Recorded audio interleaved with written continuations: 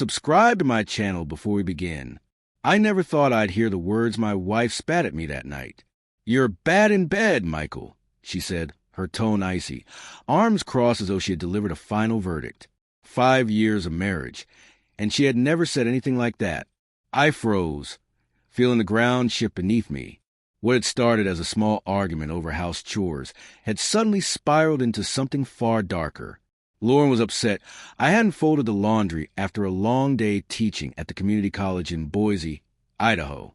I told her I'd do in the morning. I was exhausted, but that minor frustration snowballed.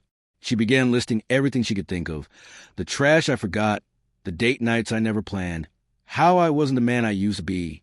Then came that cutting line, "You're bad in bed." The words lingered. My chest tightened. My hands went cold. That wasn't just an insult. It was humiliation, the kind that cuts deepest because it comes from the person you trusted most.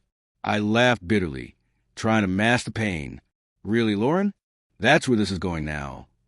Her lips curled into a mocking smile. "I'm just being honest. Maybe if you weren't so boring, I wouldn't feel like I'm missing something." Before I could respond, a voice in the doorway cut sharply through the tension. It was Sophia, her best friend who had stopped by earlier for wine. I'd forgotten she was still in the house. "That's not true," Sophia said, stepping forward. "Don't lie to him, Lauren. You and I both know he's not the problem here." Lauren's face paled, then flushed red. She spun toward Sophia, eyes wide with panic and fury.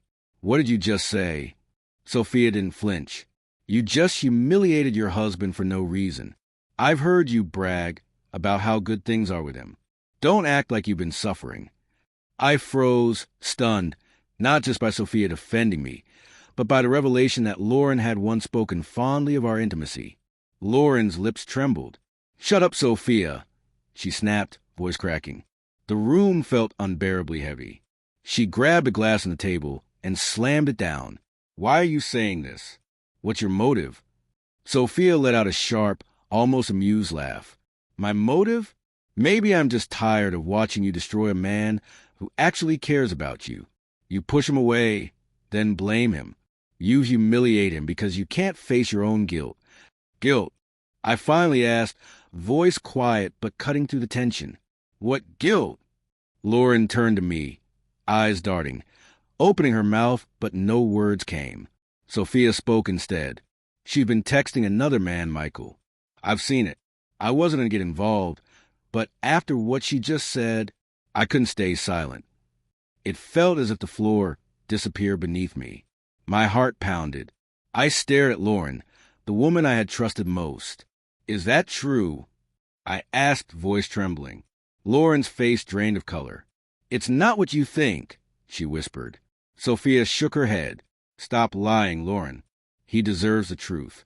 You've been tearing him down to hide your own betrayal. That's what this is really about." Lauren said nothing.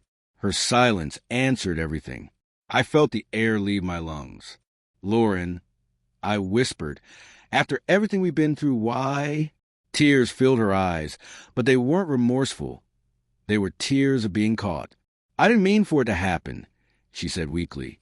"He just made me feel wanted. I never stopped loving you. I just..." "Stop." I interrupted, harsh and final. "You humiliated me.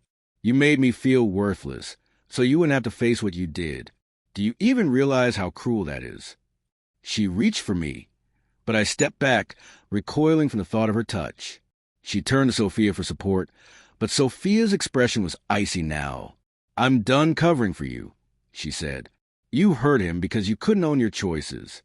Don't pretend it's love when it's just fear being exposed."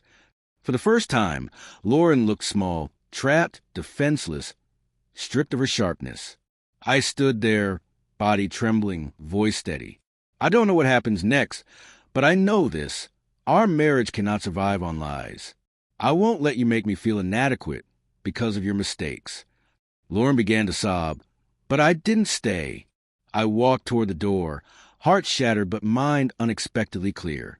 Sophia gave me a faint nod as I passed, a silent gesture of support.